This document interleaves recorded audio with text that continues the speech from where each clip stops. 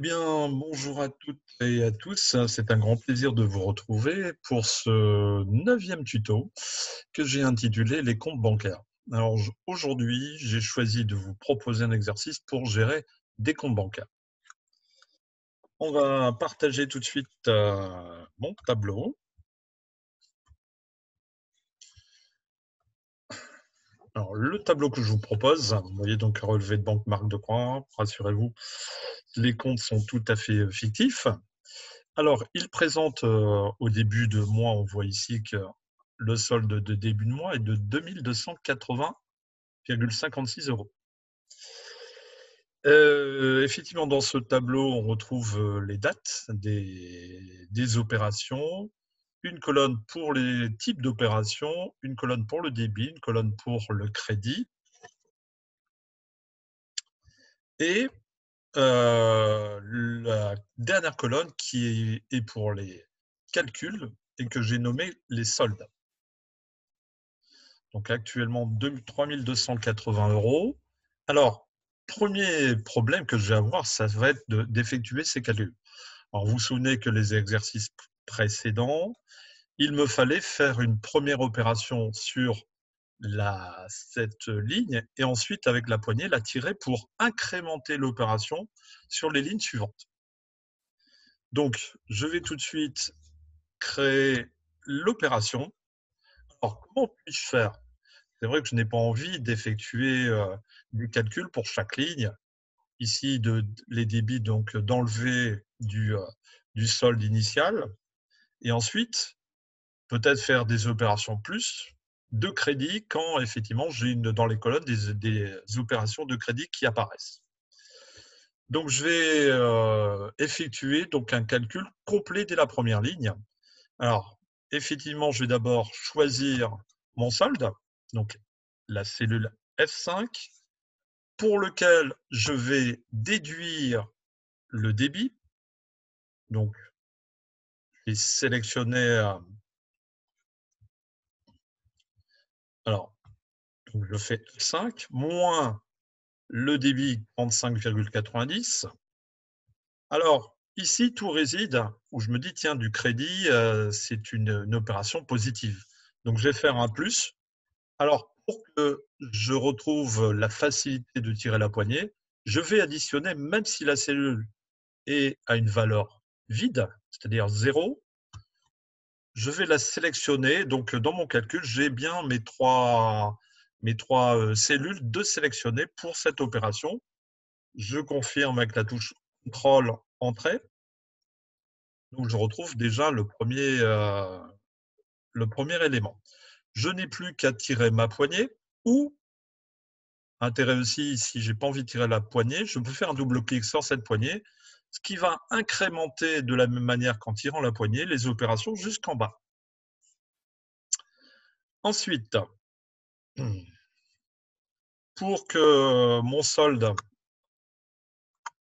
pour retrouver le solde pour le mois suivant, je vais recopier tout simplement la dernière ligne, le résultat de la dernière ligne qui est ici. Je vais le recopier pour le solde de fin de mois. Donc, pour le recopier, il suffit effectivement de réécrire la cellule. Donc, je fais égal la cellule F16, CTRL-Entrée, et donc j'ai écrit le solde de fin de mois. Vous avez vu qu'en sélectionnant toutes les cellules, j'ai un tableau qui reste dynamique. Je voudrais maintenant, en l'occurrence, créer des indicateurs de couleurs pour me permettre effectivement de faire apparaître si j'ai des opérations négatives, parce que c'est vrai qu'un table blanc, c'est bien, mais c'est vrai que des fois, d'avoir des indicateurs colorés des cellules qui me permettent de visualiser rapidement des états négatifs de mon compte en banque. Donc, effectivement, je vais créer deux indicateurs. Donc, je vais d'abord sélectionner la plage de données. Ensuite, je vais aller dans mon ruban sélectionner donc la mise en forme conditionnelle dans le groupe style. Je ne vais pas sélectionner les premières opérations, je vais créer ma règle à moi. Donc, je choisis une nouvelle règle. Alors, dans un premier temps,